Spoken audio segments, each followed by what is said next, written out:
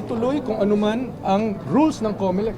COMELEC ito eh. COMELEC nagsabi, magmula pa sa Cagayan de Oro, walang notes. Para makita ng sambayanan, ano ba talaga ang iniisip, ano ba ang methodology ng pag-iisip, ano ang judgment, ano ang pag-analyze at pagsagot ng bawat kandidato. Hindi yung may binabasa na kung ano-anong papel. Kaya yun ang nangyari na tumagal, siguro more than 1 hour, na inaantay namin kung ano ang magiging pasya. Finally, ay nakausap ako ni chairman ng COMELEC, Andy Bautista. Ang sinabi ko sa kay Andy ay simpleng-simple. Sinabi ko ay, Chairman, naandito kami sa imbitasyon ninyo. This is a COMELEC sponsored debate. Kaya ano ba ang rules ninyo? Pagpasyahan mo. Sabi niya, ang rules namin ay no notes. Di sabi ko, di susunod ako doon. Di ba? So yun lang ang nangyari doon. And it was the COMELEC who finally said, okay, no notes. Sila yun, decision nila yun. Oo, apparently kasi, hindi ko namang, siguro sila na magpapaliwanag. At nadinig nyo naman ang paliwanag ng Channel 5, ni Lucy Cruz, no, na apparently, meron taga Channel 5 na nagsabi, sabi nila, no, na nagsabi pwede ang notes. Hindi naman ako kabahagi dun sa mga usapin na yun, kaya hindi na ako magko-comment doon. Ang alam ko lang ay simpleng-simple lang ito. May patakaran ba tayo o wala?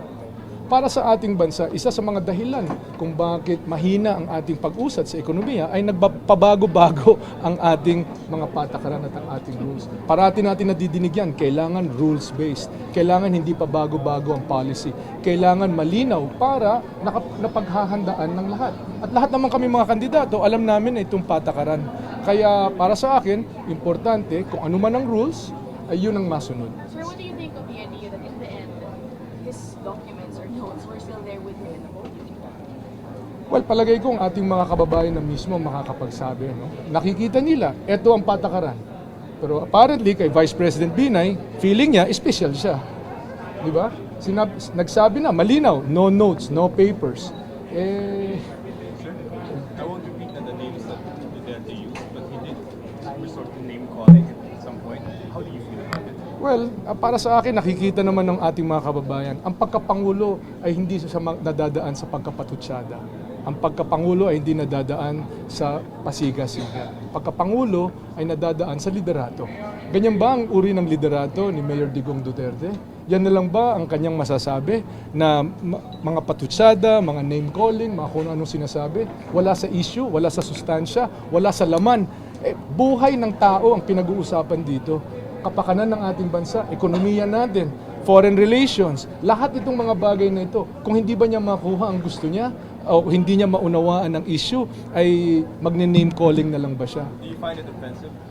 Hindi, kilala ko naman si Digong, kung hanggang dyan na lang ang kanyang pag-argumentation, tangkapin na lang natin yan. Sir, last question sa akin. Outside of the shadow of the president, who are you? Kilala ninyo si Mar Rojas, kung anong nakikita niyo, yun siya. Halimbawa, inisyu nila kung bakit ako pumupunta sa mga sakuna, bakit ako pumupunta sa frontlines. Senadora Grace, sabi niya, siya hindi pupunta sa frontlines. Ako, sabi ko, yan ang tatak ng aking liderato. Sa bawat pagkakataon, pupunta ako sa frontlines. Kung may magagawa ko bilang Pangulo, ay gagawin ko doon sa frontlines. Ang battle naman ay wala doon sa likuran. Ang battle ay nasa frontlines para barangay captain ka man, pulis ka man, doktor ka man, sundalo ka man. Alam mo na ang rumeresbak sa iyo ay ang buong pamahalaan sa pamumuno ng iyong Pangulo. I mean, pupuntahan natin lahat ng mga COMELEC authorized debates dahil mahalaga para sa mga kababayan natin, malaman nila saan ba natin dadalhin ang ating bansa. Ang bawat kandidato, maraming sasabihin yan sa kampanya, sa entablado, sa presscon, marami. Pero sa dulo, ano ba ang mangyayari sa ating bansa? Ano ba ang magiging kinabukasan ng ating mga anak? Napakalaki ng tinataya natin dito. Bukas natin ito at ng ating mga anak. Napakahalaga nitong pagpili na ito at dapat lamang malaman ng mga mamamayan kung sino, ano ang pagkatao nitong mga nagpapapili sa kanila. Thank you. Okay na, okay na.